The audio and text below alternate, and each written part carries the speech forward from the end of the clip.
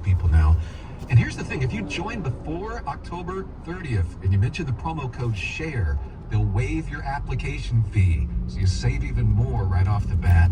I'll give you the number here in a second, but just call and you'll get a price within 2 minutes. And again, the deadline is October 30th, so call now. You'll save even more. Here's the number, 833-44-BIBLE. That's 833-44-BIBLE, 833-44-BIBLE. As the world changes in an era of crisis, families throughout America are experiencing instability, fear, and great loss. While many are searching for answers in places of desperation, the position and mission of the church has never been more clear. It's time for us to leave the buildings and saturate the streets with redemptive hope and the love of Jesus.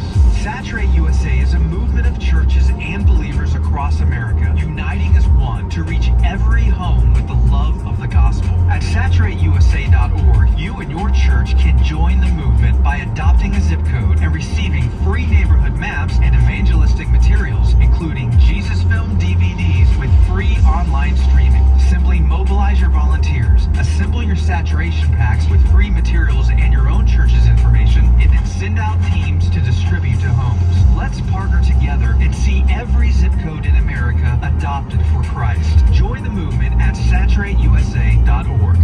This is Abraham Hamilton III with AFR, and we're sending Bibles. Here's Michael with Bible League International. Abraham, here's another unmet Bible need that we're praying the AFR listening family can take care of today. It comes from Venezuela, just outside of the capital of Caracas, where women are forced into human trafficking by the drug cartel. A small local evangelical church that we're fed up. They have rescued more than 100 women, and they've paid dearly. One of the members was killed in the course of trying to rescue women from prostitution. The drug cartel dragged his corpse behind their truck to send a message, don't mess with the drug cartel. But this church stays focused on rescuing women, and Bible League has been there to introduce them to the hope of the gospel. They need Bibles in Spanish where they simply cannot access them. Help us bless 4,000 Bible-less believers by the end of October. You've taken care of half of it. Would you help us get it done this month? $5 sends a Bible. $100 sends 20. $500 sends 100. You can give by calling 800-YES-WORD, 800-YES-WORD, or visit sendbiblesnow.org. That's sendbiblesnow.org. God raises up leaders who follow his direction and serve him faithfully. Reverend Donald Wildman. Those who refuse to compromise his standards. Things were changing, and many people just sort of acclimated to it, and Don Wildman didn't. During the Christmas season of 1976, I sat down one night to watch television. I became angry that night. I left the parish ministry and founded the National Federation for Decency. The feature-length documentary Culture Warrior, Don Wildman and the Battle for Decency, premiering November 11th, chronicles the life and ministry of Don Wildman. It takes you through the founding of the National Federation for Decency, what has become AFA. It's a call to stand firm for righteousness and shows how that resolve can make a huge difference in our world. If we lose this cultural war, we're going to have a hedonistic, humanistic society. Find out more and watch the trailer at culturewarrior.movie. culturewarrior.movie. Hearing a voice but seeing no man. This blasphemer, this one that hated Christ and hated Christians and hated the way, and then he sees the light. Welcome to In Grace with Jim Scudder, the senior pastor of Quentin Road Baptist Church in suburban Chicago. He is also the president of Dayspring Bible College, shaping the next generation of Christian leaders.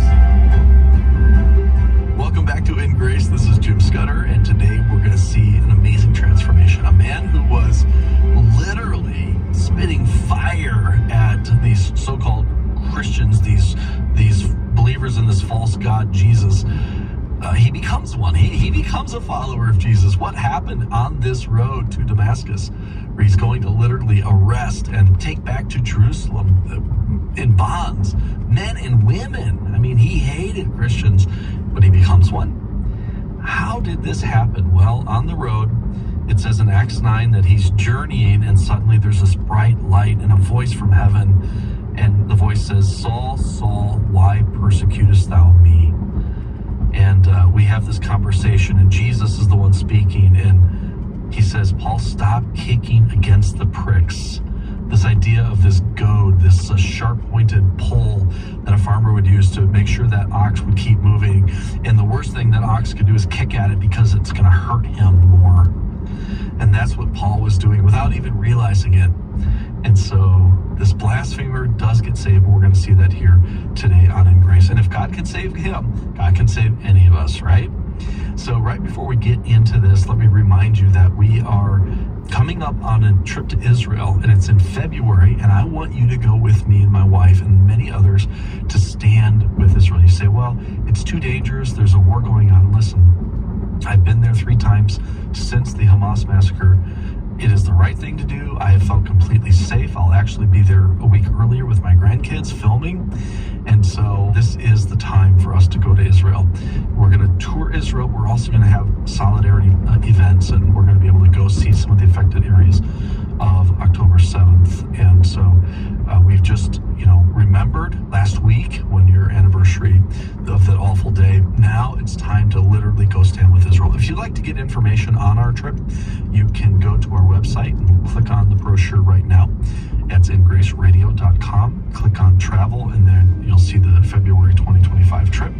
Or you can call us at 1-800-78-GRACE. Verse 6, it says, and he, trembling and astonished, I'm sure he was astonished, said, Lord. So when did Paul get saved? If you're going to ask me, it could have been right here. It just slammed him, and he's like, you know what? This is Jesus. He's real. He's God. I'm going to stop kicking against the pricks. I'm going to trust him. He says, Lord. Now, it could have been here. It could have been in the next few days. We don't know. But for somewhere in these few days, he puts his faith in Yeshua as his Savior.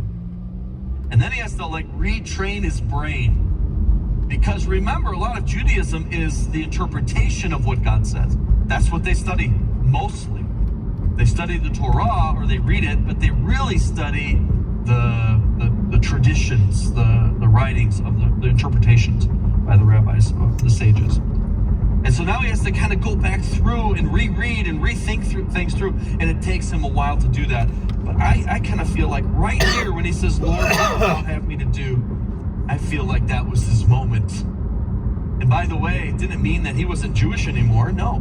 But he was going to be bringing the gospel to the Jew first, but primarily to the Gentiles. And if you're a Gentile, which most of us are, we have a lot to be grateful for from Paul.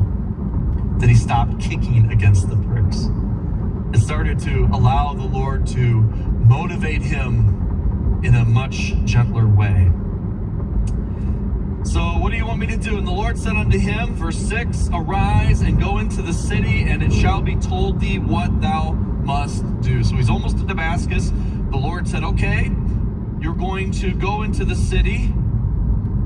And the men which journeyed with him stood speechless. So we do know he had an entourage. He had people with him to help accomplish this mission. And they were speechless. It doesn't say that they couldn't speak, but they couldn't speak. In other words, they were so amazed. It says, hearing a voice, but seeing no man. Isn't that amazing? What must that have been like for all of them, but especially for Paul, this persecutor, this blasphemer, this one that hated Christ and hated Christians and hated the way and thought it was a fraud and wanted to protect his true faith. And then he sees the light. He sees the light.